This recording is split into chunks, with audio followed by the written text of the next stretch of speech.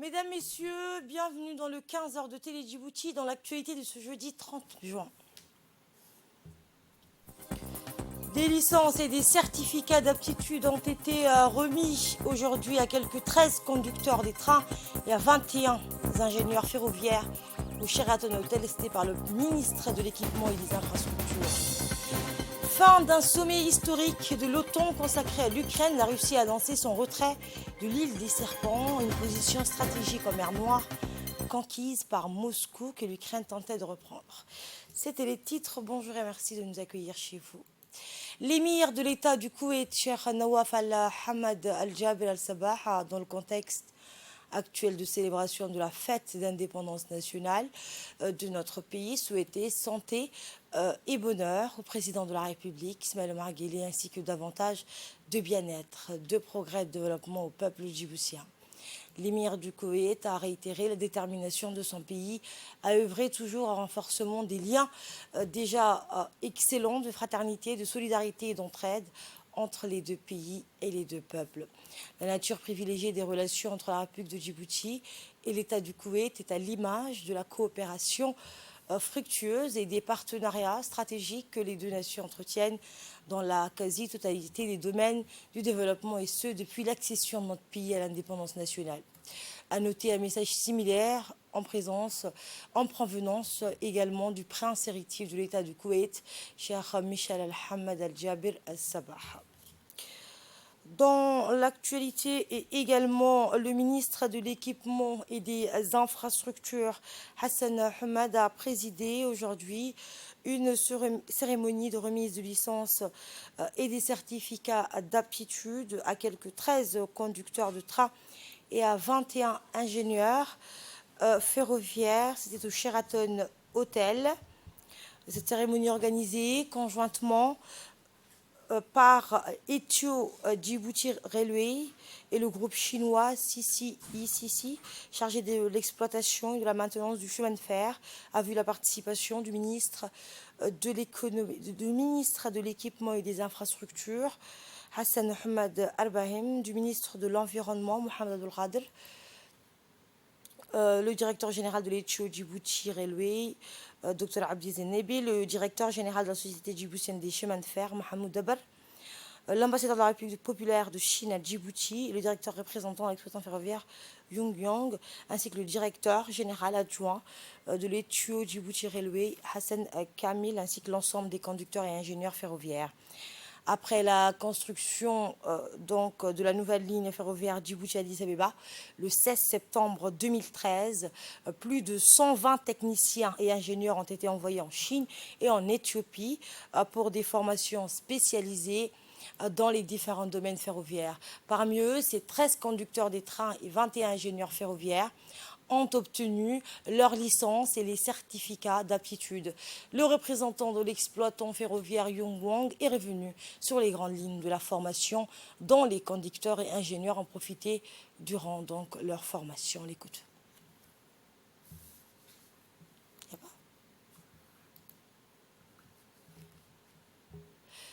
L'ambassadeur de la République populaire de Chine à Djibouti et le directeur général adjoint de l'Ethio Djibouti Railway, Hassan Kamil, ont tour à tour affiché leur plaisir de participer à cette cérémonie de fin de formation et ont félicité les jeunes qui ont bénéficié de cette formation. On les écoute.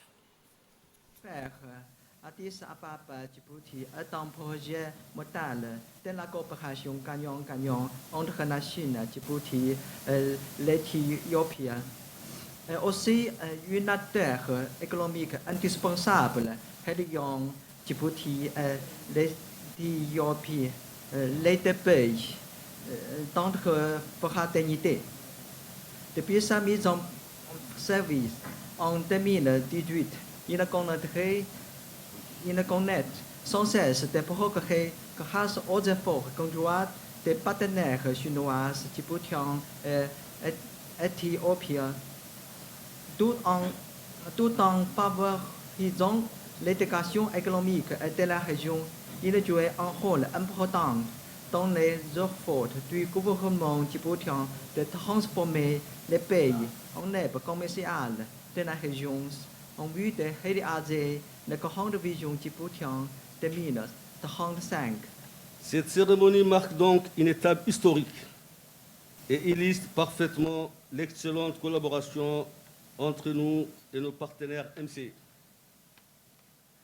Le chemin de fer fait partie de l'histoire de notre pays, puisqu'il a assuré son essor économique pendant plus de 100 ans. Mais il est indéniable que la nouvelle aventure ferroviaire du pays, entamée avec l'appui économique et technique de la République populaire de Chine, nous a permis de hisser le transport ferroviaire à un niveau de sécurité et de confort jamais inégalé. Considéré comme un véritable cordon ombilical entre nos deux pays, la ligne Djibouti-Addis Abeba constitue aujourd'hui, comme hier, l'un des plus beaux symboles des liens économiques et sociaux entre la République de Djibouti et la République fédérale de l'Éthiopie. Ici, comme en Éthiopie, nos partenaires MC poursuivent leur travail de transfert de compétences dont une étape majeure vient d'être atteinte. Je salue donc le travail effectué par les managers contracteurs que j'ai cités tout à l'heure pour leur rigueur et leur qualité professionnelle indéniable. Je ne manquerai pas non plus de rendre un hommage particulier au chef de l'État, Son Excellence le Président Ismaël Omar Guelleh, dont la vision éclairée a permis au pays d'être à la pointe du progrès dans de nombreux domaines, et notamment dans celui du transport ferroviaire. Et pour sa part, le ministre de l'Équipement et des Infrastructures a, dans son discours, formé ses vœux de succès et de performance à l'endroit des responsables de ce corridor ferroviaire vital au développement de notre pays et de la sous-région. Voici un extrait de son discours. Mes vives félicitations aux organisateurs de cette cérémonie et je forme mes vœux de succès et de performance à l'endroit des responsables de ce corridor ferroviaire vital au développement de notre pays et de la sous-région. En effet, pour assurer la relève au cours de la construction de la nouvelle ligne ferroviaire Djibouti-Addis Abeba, le président de la République, son Excellence, M. Ismaël Omar Guelleh, a recommandé aux responsables concernés de former les futurs cadres ingénieurs et techniciens du méga-projet ferroviaire dont les travaux ont démarré le 16 septembre 2013. C'est dans cette optique que plus de 120 techniciens et ingénieurs ont été envoyés en Chine et en Éthiopie pour des formations spécialisées dans différents domaines ferroviaires. Je suis fier aujourd'hui de participer à cette cérémonie de reconnaissance de capacités techniques et professionnelles de nos jeunes cadres ferroviaires amenés dans un proche avenir à prendre la responsabilité de cette nouvelle ligne du chemin de fer, une technologie moderne et de pointe, exigeant des connaissances et de maîtrise spécifiques. Je m'adresse ainsi à l'ensemble du personnel ferroviaire djiboutien, éthiopien en particulier aux conducteurs et aux ingénieurs, pour se préparer à ces lourdes responsabilités et relever dès à présent des défis qui les attendent pour gérer et maintenir cette infrastructure qui doit jouer un rôle crucial pour le développement de notre pays et pour l'intégration économique régionale. En conclusion, je réitère mes vœux de réussite à l'endroit du gestionnaire et de ses employés, et sachez que nous sommes à votre disposition pour vous appuyer dans vos besoins pour atteindre les objectifs visés. Félicitations et heureux conducteurs et ingénieurs qui ont prouvé leur aptitude et leurs compétences dans les domaines qui sont les siens, et rendez-vous dans un an et demi pour un personnel ferroviaire formé, qualifié et compétent, djiboutien et éthiopien.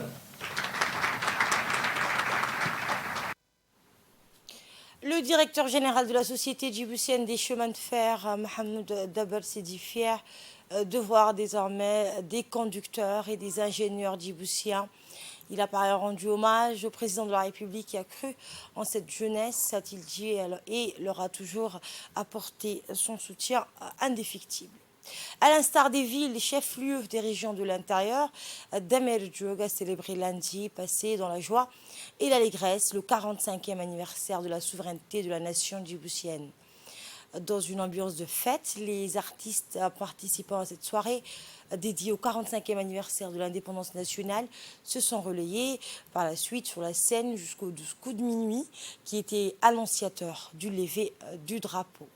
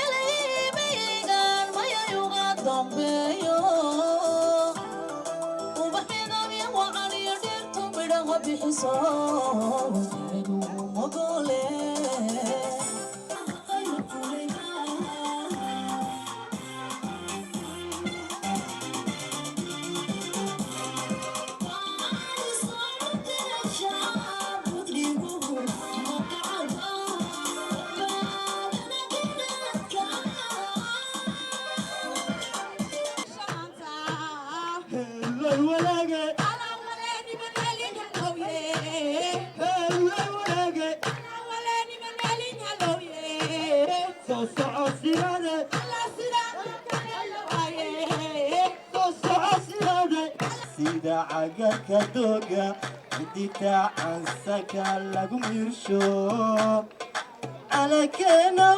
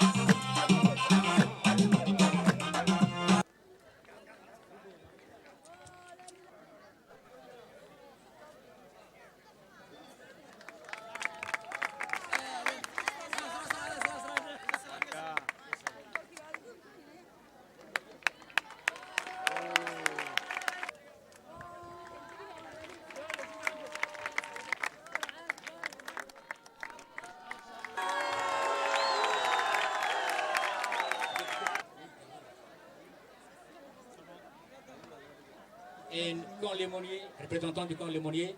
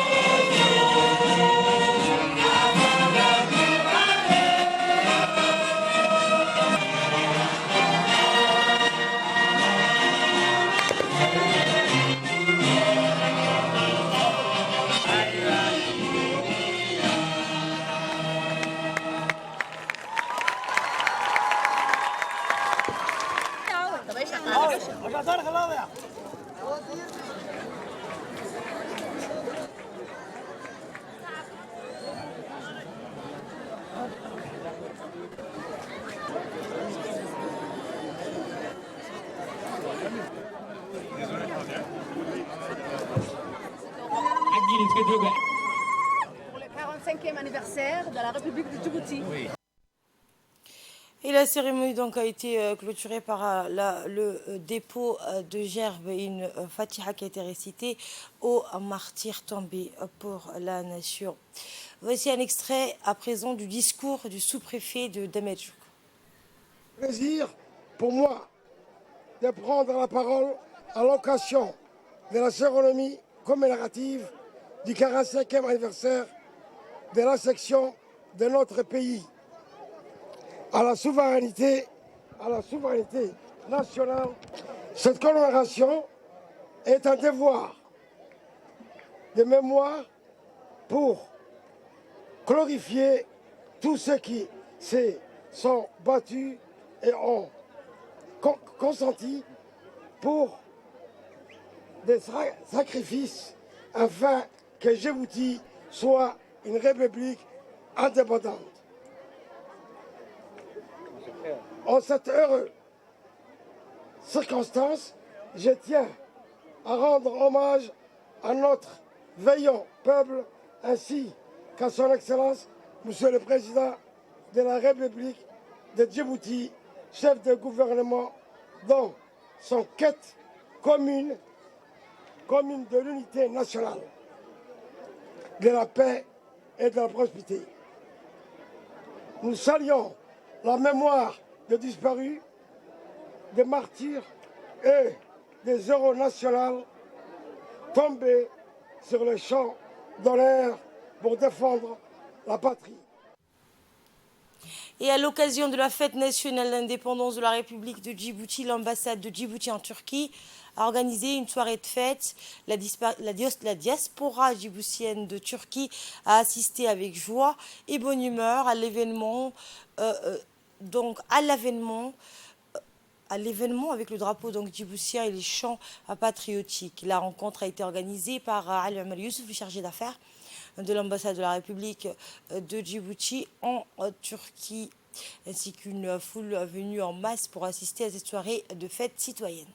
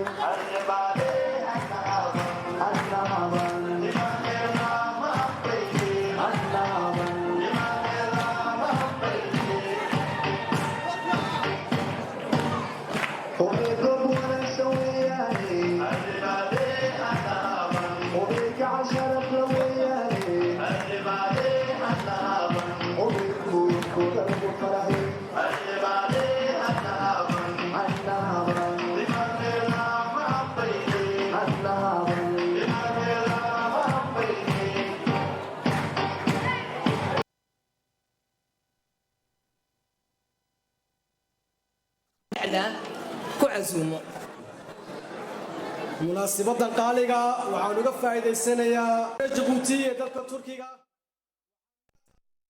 Et le chargé d'affaires de l'ambassade de la Turquie à Djibouti, Ali Omar Youssouf, représentant l'ambassadeur Aden Hussein Abdillah, a présidé l'événement et a rendu hommage à nos martyrs tombés dans la lutte pour l'accession de notre pays à l'indépendance nationale. Nous l'écoutons. Mesdames et messieurs, chers invités, salam alaikum wa rahmatullahi wa barakatuh. C'est pour moi un réel plaisir et un grand honneur d'être parmi vous ici en Turquie pour célébrer aujourd'hui dans la joie et la dignité un événement marquant de notre histoire, le 45 ans d'existence en tant que République. C'est l'occasion pour nous de saluer tous ceux qui ont été les architectes, c'est là qui sont nous aujourd'hui, aussi bien que ceux qui nous ont quittés. À tous nous rendons un vibrant hommage. Nos remerciements spéciaux s'adressent à notre président de la République, Al-Hajj Ismail Omar Guelleh, et à son épouse, Mme Khadra Mahmoud Haïd, pour la bonne gouvernance. L'ambassadeur de Djibouti au Koweït a organisé également le dimanche 26 juin une réception à l'occasion de la fête nationale d'indépendance de la République de Djibouti pour la communauté djiboutienne résidente au Koweït.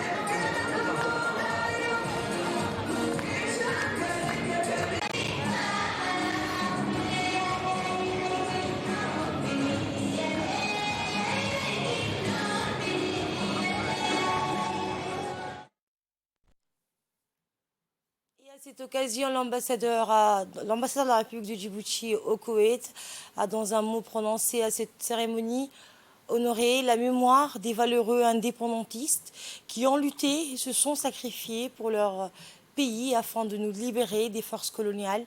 Beaucoup de nos concitoyens ont été martyrisés pour gagner notre liberté et leurs efforts et leur lutte ont couronné leurs efforts et leur lutte pour acquérir notre indépendance et notre souveraineté. Et il en a donc profité pour prier pour les âmes de nos martyrs, pour que Dieu les accueille de l'immensité de sa miséricorde. Le diplomate djiboutien a par la suite loué les relations de fraternité et de coopération et de solidarité entre la République de Djibouti et le Koweït. Autre réception de commémoration du 45e anniversaire de notre indépendance. Cette fois, c'est notre ambassadeur en Inde, Issa Abdullahi Assoé, qui a organisé à l'hôtel Taj Mahal Palace de New Delhi. Plusieurs hauts responsables de ce pays en préparent à cette soirée commémorative.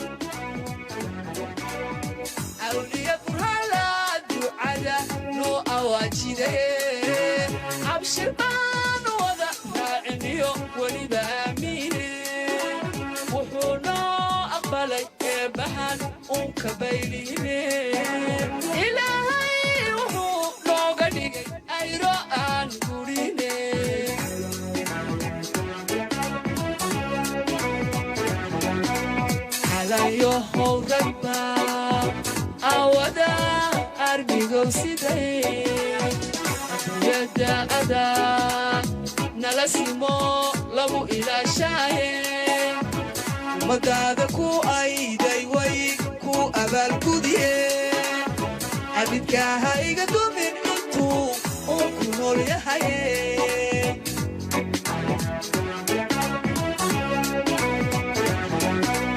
calayo howradba awada armigow siday adduunyada adaa nala simo lagu ilaashaaye ummadaada ku ayday way ku abaalgudiyeen abidkaaha iga dumin intuu uu ku nool yahaye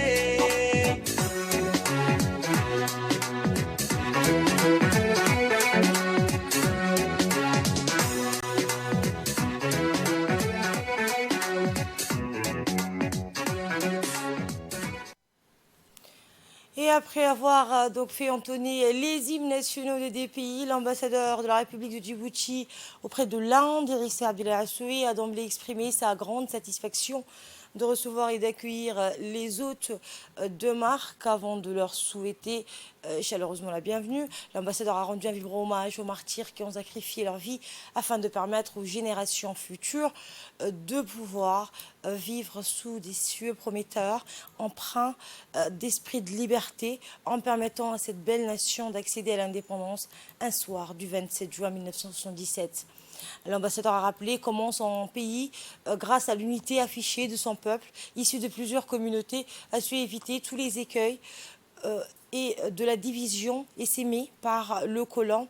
Il a rendu un vibrant hommage à l'intelligence naturelle et culturelle de notre peuple, dont la devise nomade s'inscrit dans une culture de paix qui s'est de suite attelée à la consolidation de l'autonomie chèrement acquise dès le lendemain de l'accession à notre souveraineté nationale.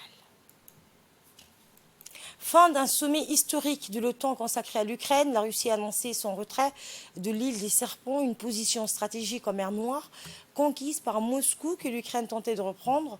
L'OTAN, dans le sommet à Madrid, s'est achevé ce jeudi, a promis de soutenir l'Ukraine aussi longtemps que nécessaire face à la cruauté de la Russie. En marge de la rencontre, dans la capitale espagnole, Londres et Washington ont renforcé leur aide militaire et économique à Kiev. La Russie a affirmé qu'elle détenait plus de 6000 prisonniers de guerre ukrainiens, confirmant par ailleurs avoir échangé hier 144 combattants ukrainiens contre autant de Russes et séparatistes pro-russes. L'armée russe a annoncé s'être retirée de l'île des Serpents, une position donc stratégique en mer Noire, conquise par Moscou et qui subissait des bombardements ukrainiens ces dernières semaines. Le 30 juin, en signe de bonne volonté, les forces armées russes ont accompli les objectifs fixés sur l'île des Serpents et ont retiré leur garnison sur place. C'est ce qu'a indiqué le ministère russe de la Défense en affirmant que ce geste devait faciliter les exportations de céréales d'Ukraine. Et c'est ainsi que prend fin cette édition de la rédaction. Merci infiniment à vous de l'avoir suivi. J'aurai le plaisir de retrouver ce soir à 22 h pour un nouveau journal. Agréable week-end à toutes et à tous.